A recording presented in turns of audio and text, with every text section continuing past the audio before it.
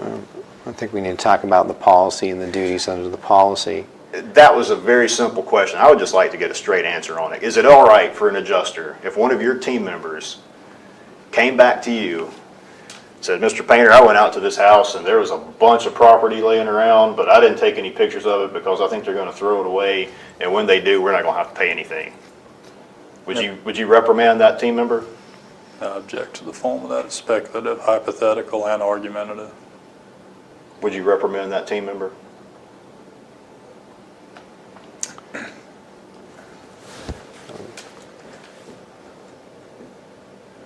I would not reprimand that team member.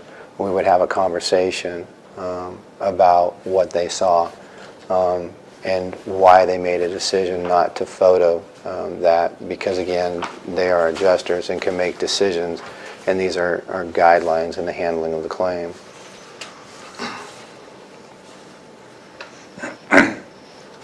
So if the opportunity's there to take pictures, you're still going to say it's up to the individual adjuster whether or not you're going to take a picture. The adjuster has the decision-making powers because, again, these are guidelines. Okay.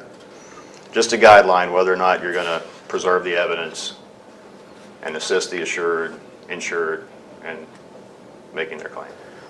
I don't agree with the way you question that. We are out there, we investigate, we work to make sure that we are properly handling the claim. The insured... Okay, well, let me stop you right there. You said properly handling the claim. Doesn't properly handling the claim mean taking pictures of damaged property if it's going to assist the insured? I think when we need to... Can you repeat the question, please? Doesn't properly handling the claim include taking pictures if it's going to assist the insured?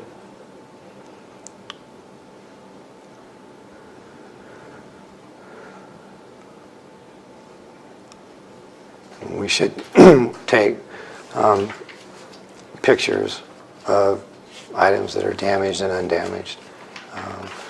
It's really the responsibility of the insured to present their loss, but we do have the responsibility of assisting them with the documentation and handling of the job. That's fine. I mainly wanted to get you to read the part about the antiques. Okay. So antiques, you don't apply depreciation to them.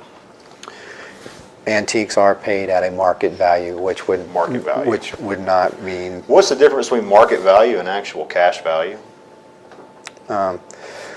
There's the difference. The market value is the value because, like I said, of their inherent nature of the items. They're no longer depreciating. In other words, well, I want to know what the market value, what the difference between market value and actual cash value. My understanding of market value is the value of those items because of their inherent nature, as it talks about here. So for an antique, Let him finish. he's going off topic. He's not being responsive. Well, I mean, you can object after he answers that it wasn't responsive, but I don't think you have a right to interrupt him. What I'm asking you is, what's the market value of an antique that's worth $100? Can you repeat the question? What's the market value of an antique that's worth $100? Oh, okay. So if it's an item that's worth $100, then that's what we would pay back is the $100. So the market value is $100. Yeah, because that's what it goes for. Okay. If a used leather jacket is worth $100, Right. what's the actual cash value of the leather jacket? We'd have to determine that based on its age, the useful life, the depreciation guide, and its use. So you're saying that the actual cash value is not what the thing is actually worth in cash? No, I'm not saying that. I wouldn't characterize like that. If you're talking about the actual cash value, it's the actual cash value at the time of the loss. And if it's worth $100 at the time of the loss, its actual cash value is? Okay, I think I'm understanding your question. What you're saying is, and maybe I can frame it from the way I understand your question, if we said the replacement cost of this item, a leather jacket is $200, but we go through the process of applying depreciation and we say it's now $100, that's its actual cash value. No, what I'm saying is you've got a leather jacket and it sells on eBay, the same age, same condition for $100. What's the actual cash value going to be? Is it going to be determined by the depreciation, or is it going to be determined by the actual cash value of the jacket?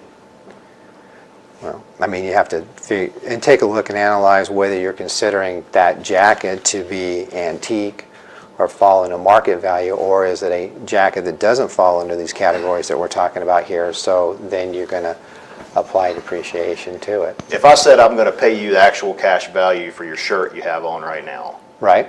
would you want me to pay you the actual cash value that that shirt would sell for at a consignment shop, or would you want me to depreciate it according to the State Farm guidelines?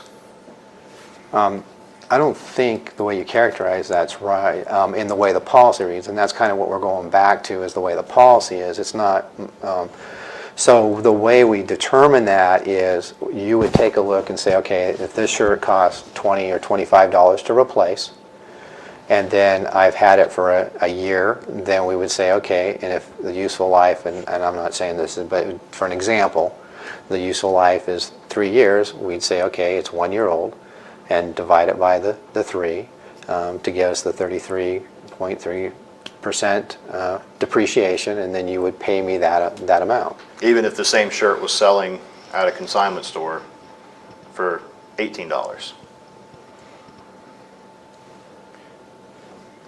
The way that the policy applies, I mean, I think we need to determine what we're talking about as to whether this is an antique and meets this uniqueness, or does it not meet the uniqueness of a market value? I mean, and that's maybe...